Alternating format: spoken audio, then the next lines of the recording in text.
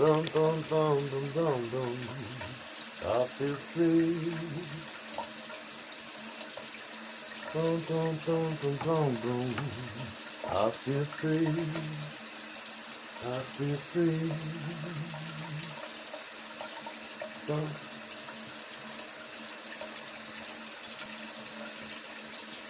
Robot just woke up. She's up there dancing around the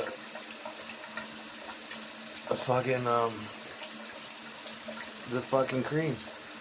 Boom, boom, boom, boom, boom, boom. I feel free.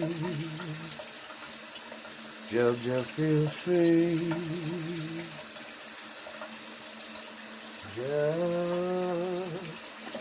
That's the thing, man. I feel free. That's the, what the fuck was I even gonna talk about? That's exactly right, man. It's all about that, pushing the, shut the fuck up over there. Boom, boom, boom, boom, boom, boom, I feel free. Little JoJo dancing upstairs to the cream, and the dickhead next door chanting, shut up.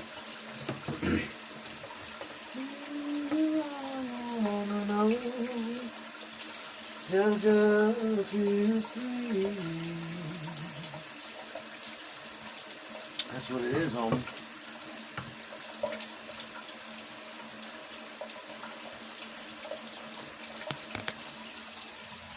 No, I don't even want to do this. The piece of shit next door is chanting, shut up. So I'm just, every time I get the idea of, I swear to God, I'm going to kick through that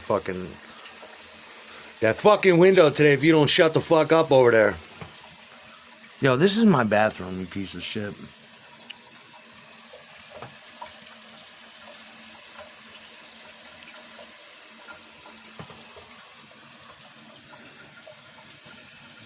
Now shut the fuck up, I'm busy. That electronics company, spring reverb box. People still pay top money for that.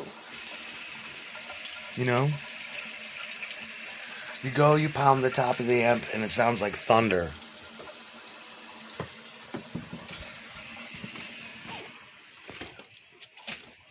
You know, certain things happen at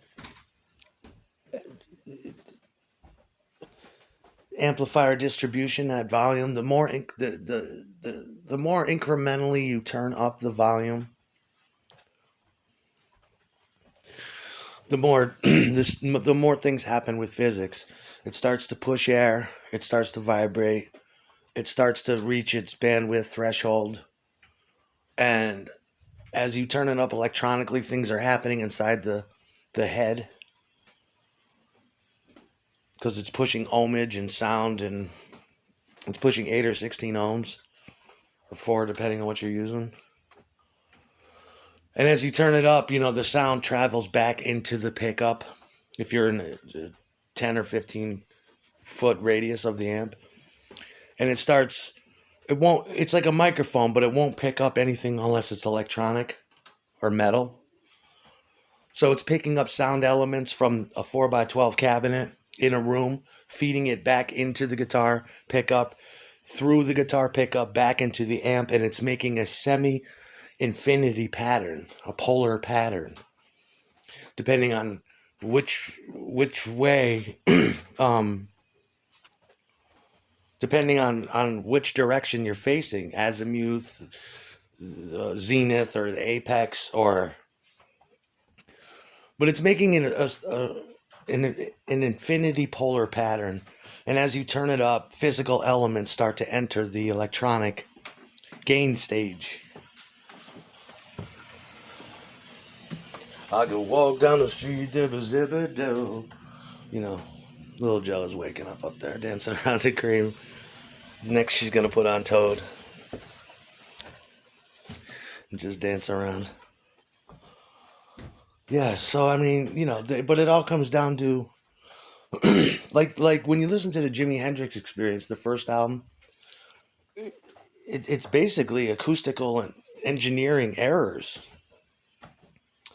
Um,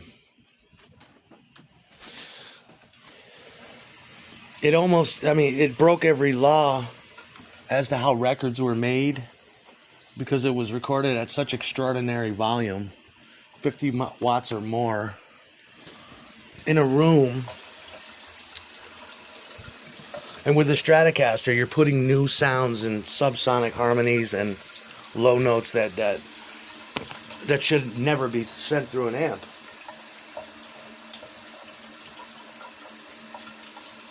Like in England, when they were making records like that, they would have fined you for damage to company equipment. You would have gotten fined for that. The Beatles did that, and the Beatles often did get fined. Tracks like Revolution, when you hear that, it's through the board. It's input. It's board oversaturation. It's plugged directly into the board. And the gain stage is not meant to handle that. When Abbey Road found out about it, they fined the Beatles.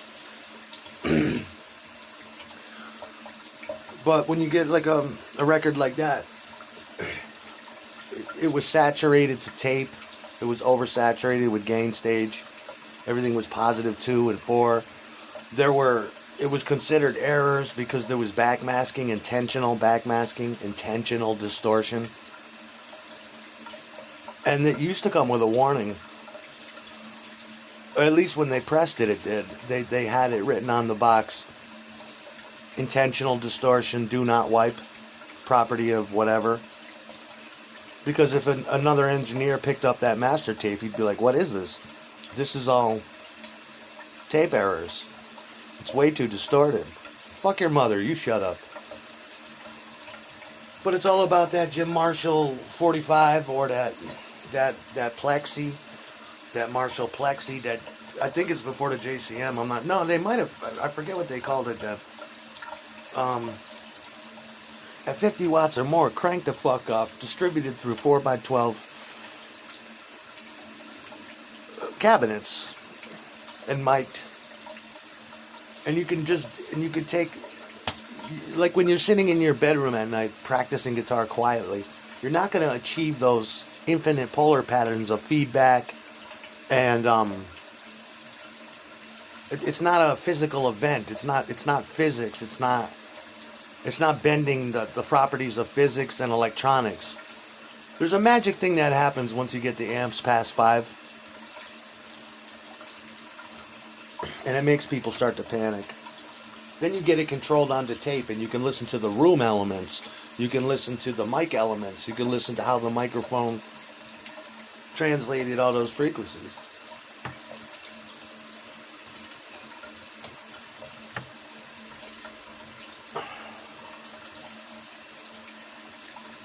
You know what I'm saying?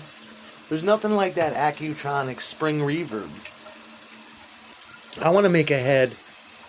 I've never had one of those amps, so I'm not sure if they are or not, but I want to get like a 2x12 combo, or maybe bigger if I could, and distribute a split mono signal to 2 different 12 or 14 inch reverb tanks that are saddled underneath the head, screwed into the head.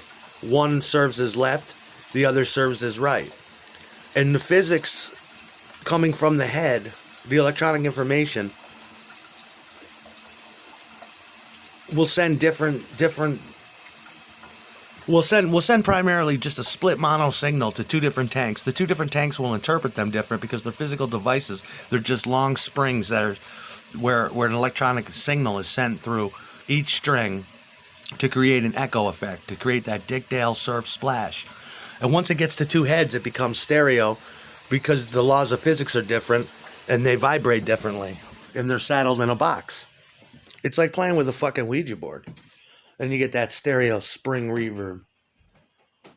A little JoJo straddling the amp with that stereo verb buzzing like a buzzsaw between her clay. Oh my god. That stereo splash. That's what it is. That's what it is. If I didn't have another guitar player, I would send a cabinet that ever so slightly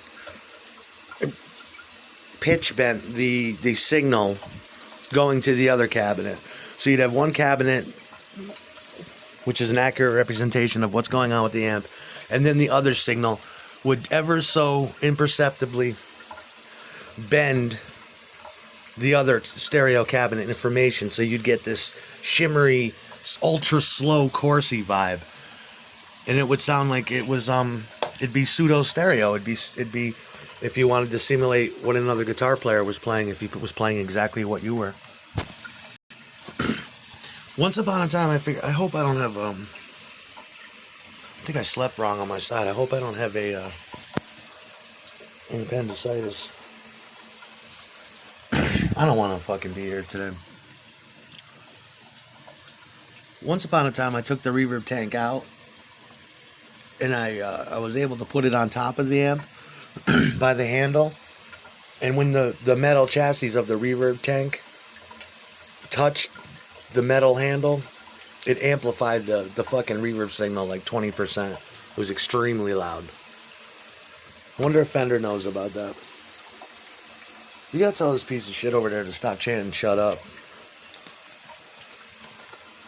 It's my life. I gotta sit here.